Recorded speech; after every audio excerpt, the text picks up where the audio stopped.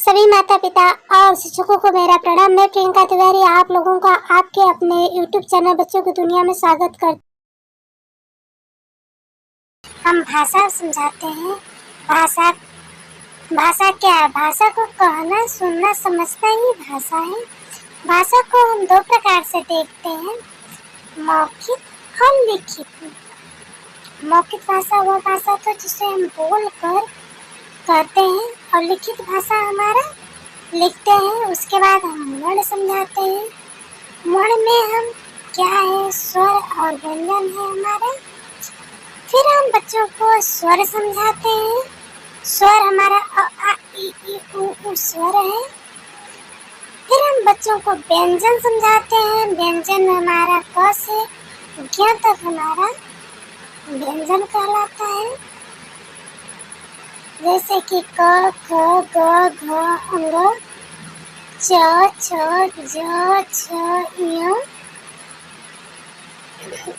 ट, ठ, ये सब हमारे व्यंजन होते हैं।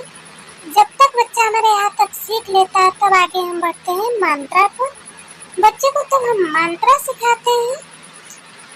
उसके बाद मात्रा की अच्छी समझ बन जाने के बाद हम बच्चों को मात्रा के बाद दो और होते चंद्र बिंदु, उसकी भी समझ हम बच्चों को बताते हैं, बनाते हैं। बिंदु और चंद्र बिंदु, बिंदु क्या है, चंद्र बिंदु क्या है, इसके समझाते हैं, बताते हैं, इसका उच्चारण करवाते हैं कि बिंदु में हमारा का प्रयोग होता है, चंद्र बिंदु हमारा हल्के से स्वर निकालते हैं। उसके आगे हम बच्चों को जब इतनी समझ अच्छे से बन जाती है तो अगला शब्द हम बच्चों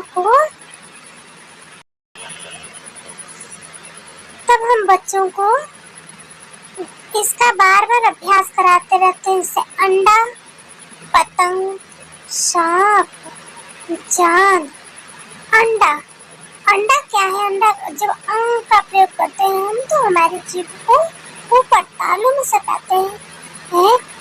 और सांप, सांप का मतलब हम जब सांप बोलते हैं तो हमारी जो आवाज आती है वो घर्षण के साथ गले से आती है। हमारे जो सांप, चांद, नाक, ये हमारे क्या है, गले से आवाज आ रही है। और अंग का जो है, हमारा अंग नाक से बोलते हैं अंडा। उसके बाद जब बच्चा इतना समझ लेता है तब हम बच्चों को शब्द सिखाते हैं। स्वर और व्यंजनों के मेल से हम शब्द बनाना सिखाते हैं। जैसे पहले हम साधारण शब्द था त प्लस र प्लस भू प्लस च। तरबूज में हमारा स्वर भी है और व्यंजन भी है। स्वर और व्यंजन को मिलाकर हमारा तरबूज हुआ। फिर ही प्लस र बराबर हमारा हिरण हुआ।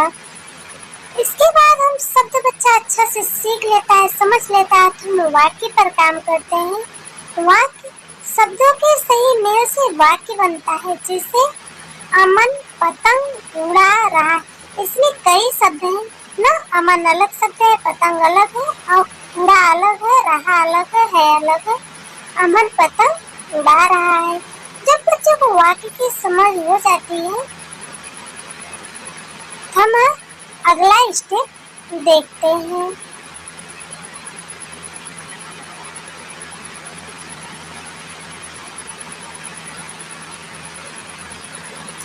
तब हम बच्चे को पार्ट ऑफ स्पीच पे आते हैं। वहाँ से हम पार्ट ऑफ स्पीच का पहला भाग हमारा जो है वो संज्ञा है। तब हम संज्ञा लेते हैं। संज्ञा क्या है? बच्चों को बताते हैं नाम वाले शब्द हमारा नाम में जो होता है, नाम वाले शब्द हमारे क्या कहलाते हैं? संज्ञा हो। वो व्यक्तियों के नाम है, फलों के नाम हो, जानवरों के नाम, पंछियों के नाम, स्थानों के नाम या वस्तुओं के नाम है। जैसे हमारे गांव का नाम क्या है? संज्ञा है। उसके बाद संज्ञा की समझ हो जाती है तो हम बच्चे को सर्वनाम पढ़ाते हैं। सर्वनाम क्या है? संज्ञा के बदले में जो बोला जाए वो सर्वनाम कहता है।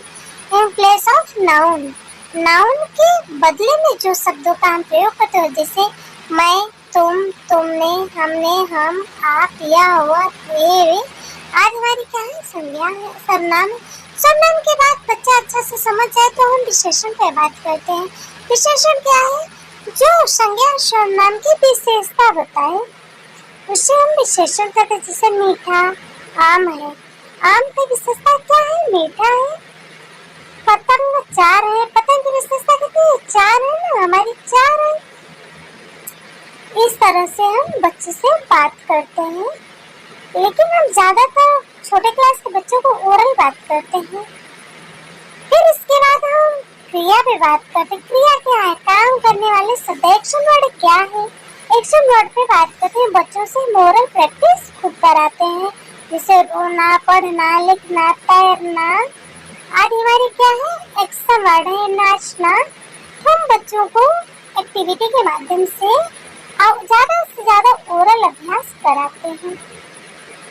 फिर अगला स्टेप हमारा आता है लिंग। बच्चे को लिंग बताना। फिर हमारा लिंग हम बच्चों को बताते हैं, जिससे बच्चे से बात करते हैं। दादा क्या है? दादी। बच्चा दादा दादी, चाचा दादी, नाना नानी, लड़की लड़का सब जानता रहता है, लेकिन उसको सिर्फ एक बार समझ बनानी होती है। जो हमारे दादा है हमारे पुल्लिंग है, और जो हमारी दादी है स्त्रीलिंग है। फिर छोटा सा बच्चा हमारे पास आता है तो वो हमारे पूरी ग्रामर की पोटली लेके आता है, उसको सब पता होता है। एक अनेक की बात करते हैं। फिर जिसे केला केले, चिड़िया चिड़िया।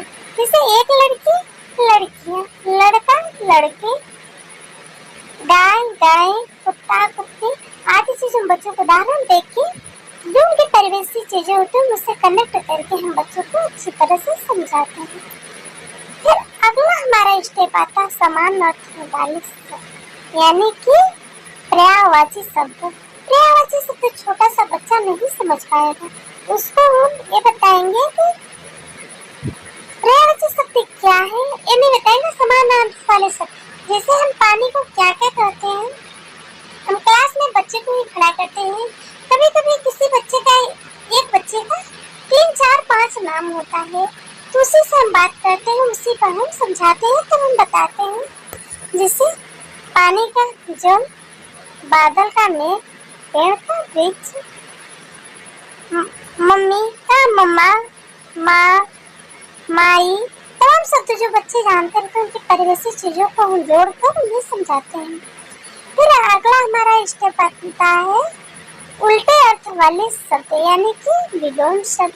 फिर हम बच्चे को उनकी ज्यादा से ज्यादा हम ओरल प्रैक्टिस कराते हैं। जैसे बोलते हैं गरम तो ठंडा, पतला मोटा, लंबा छोटा, बड़ा, कुछ शब्द आते हैं। उसके बाद अगला हमारा आता है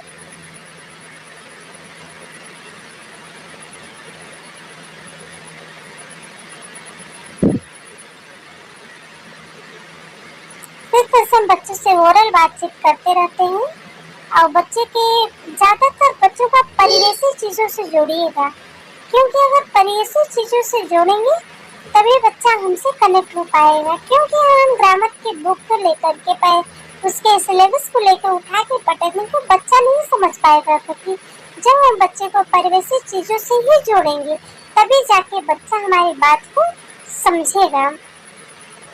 इसके बाद हम बच्चों को, यहाँ तक हमारा बच्चा जब सीख जाता है, भाषा जान जाता है, वर्ड शब्द लेटर की अच्छी समझ हो जाती है, क्योंकि यहाँ तक हम बच्चों को ओरल ही बात करते रहते हैं। हम कक्षा 1 के बच्चे के साथ ओरल बात करेंगे। ओरल जब उनकी थोड़ी अच्छी समझ हो जाएगी तब जाके कक्षा 2 और 3 में और लिखित भी अभ्यास करेगा। अब ज्यादातर हम प्री प्राइमरी में बच्चों को स्वर व्यंजन की समझ हो जाती है, मंत्र की भी समझ, लेकिन उनको ग्रामर से कनेक्ट नहीं किया जाता है। ग्रामर से कनेक्ट हम कक्षा 1 और 2 के बच्चों को ही करना शुरू करते हैं। अगर आप लोगों के वीडियो अच्छा लगा हो तो प्लीज वीडियो को लाइक करिएगा, और वीडियो अगर यूजफुल आप लोगों को लगा हो तो आप वीडियो को अपने दोस्तों में भी शेयर करिएगा, क्योंकि आपके घर अगर छोटे बच्चे होंगे तो ये आप घर पे अपने बच्चों को अभ्यास कराइए। और ज़्यादा से ज़्यादा अगर आप टीचर हैं तब आपके लिए ज़्यादा यूजफुल है, आप खुद इसका टेलम बना लीजिए, अपने क्लास में अपने बच्चों के साथ करिए। लेकिन एक बात आप ध्यान रखिएगा, ज़्यादा से ज़्यादा आप ओरल प्रयास करिएगा और साथ ही साथ आप इस प्रत्येक टॉपिक के लिए आप एक एक्टिविटी बना के रखिएगा। बच्चों को साथ अगर एक्टिविटी करेंगे तो बच्चे एक्टिविटी से ज़्यादा समझ लेते हैं।